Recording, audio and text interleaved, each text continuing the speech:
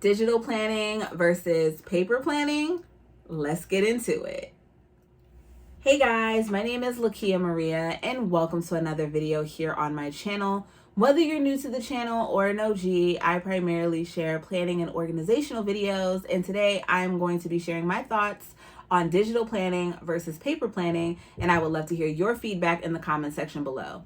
Plus, if there's any additional information you would like on what I feature in this video, along with other related videos, be sure to check out the description box. So this is the time of year where a lot of us are looking for our planner system for the upcoming year, and paper planning is not the only option that's out there. Digital planning is making waves of its own.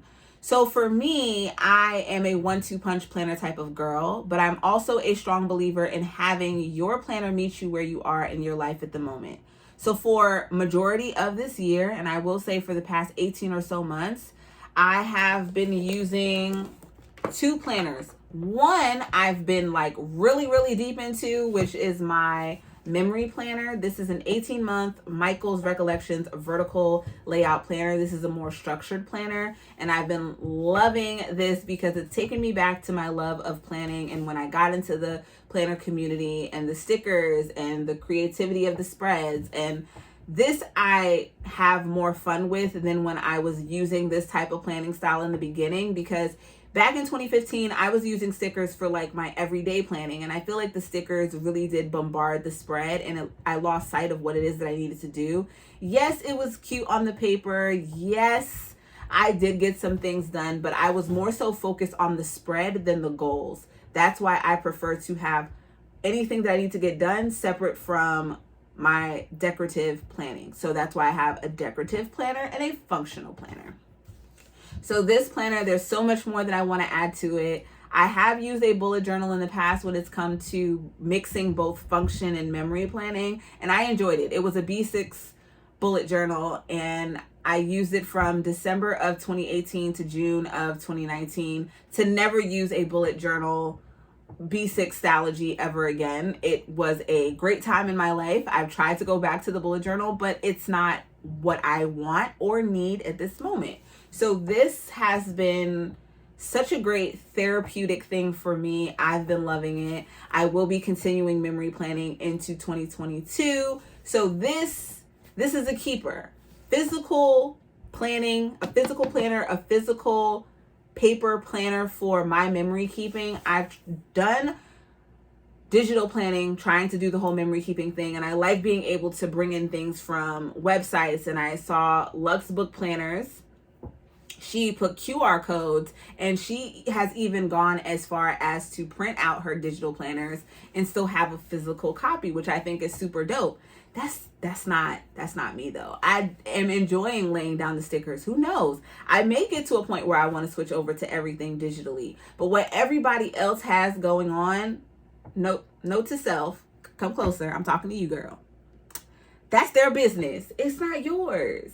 And I know we get so bombarded by these beautiful planners and these beautiful spreads, and it's like, I want to do that. And when you do it, it's like, why doesn't mine look like that? Like, I look at Planners and Tacos, her planner spreads, killer, okay? Killer spreads. And I do my spreads, and I'm like, mine don't look like Planners and Tacos, and that's okay, because they're not meant to look like hers. You can draw inspiration from people, that's great, but like, I feel like within this planner community, we get so engrossed in this, I need to have what the other person has. I need to have as much stickers as this person. And then people that are just coming into the community go and spend hundreds and hundreds, damn near thousands of dollars on trying out all these different planners and what's going to work, because they are so blindsided by what it is that is being presented throughout the planner community, whether looking at YouTube or on social media.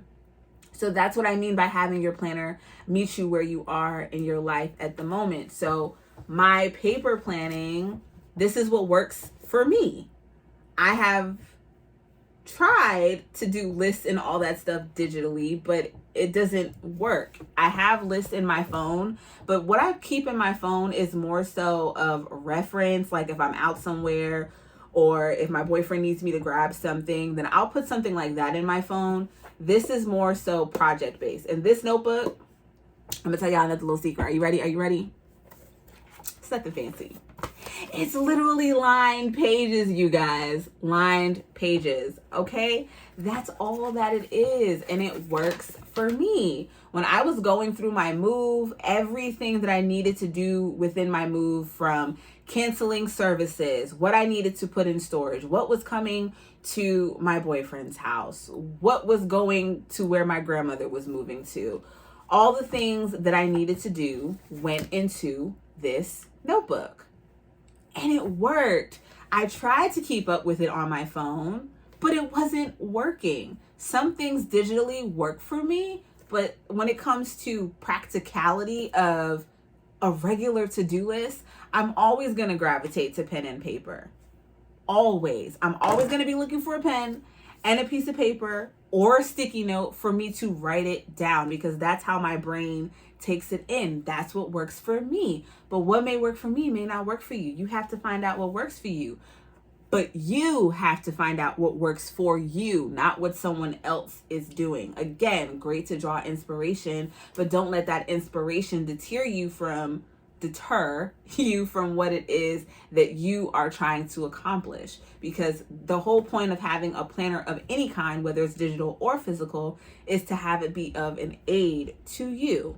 And we get lost in the sauce and forget that premise. So I primarily use this notebook at my desk when it comes to projects that I'm working on. Cool, blase blah, lists, all that good stuff. Great. Memory planner. I have planned in my bedroom before. I'm still planning in the bedroom, but I've pretty much brought all my planner stuff down to my new office. Cool, great.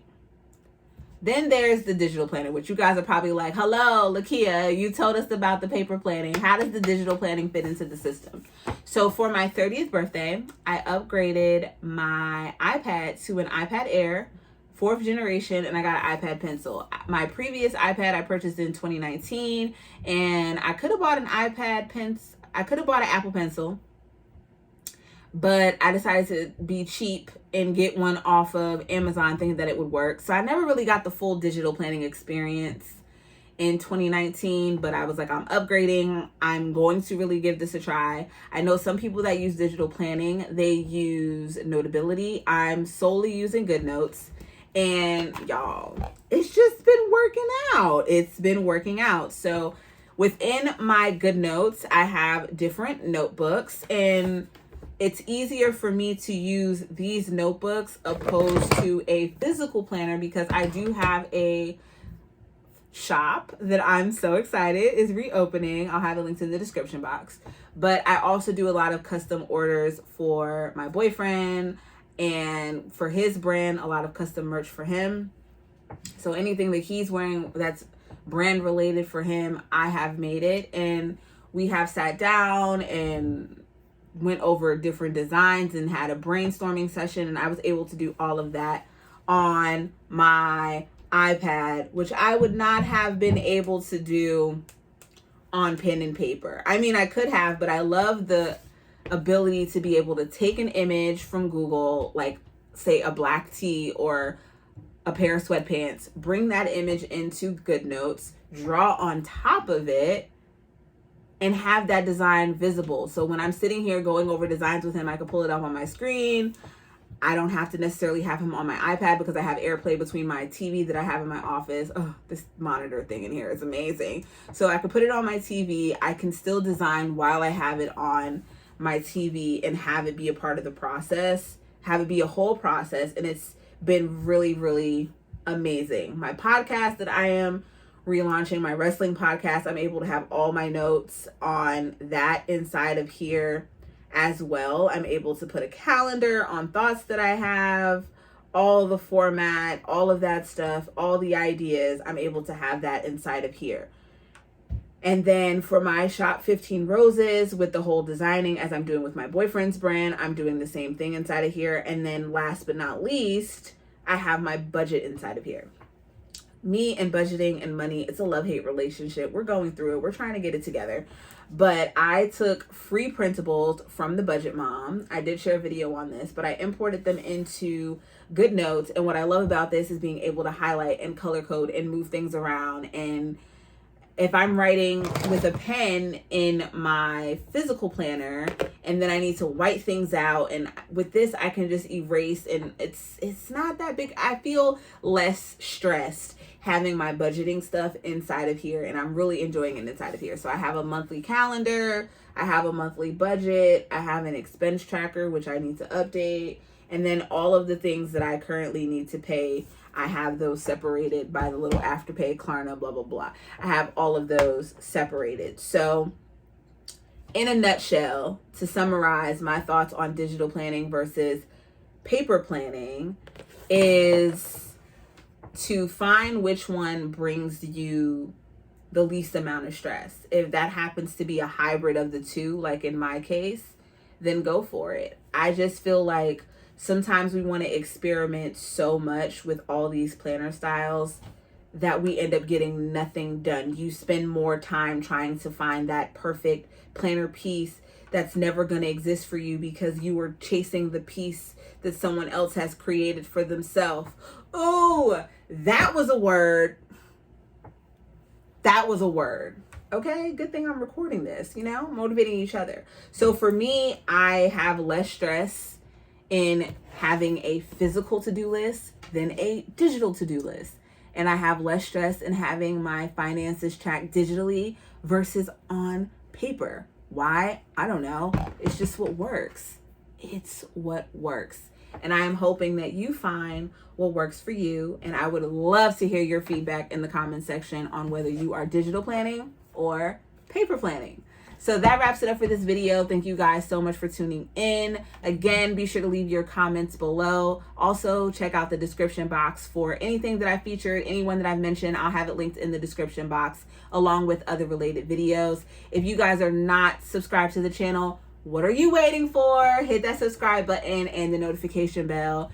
And for all of you that are, I thank you. I love you guys. Stay safe, and I'll see you in my next one. Bye.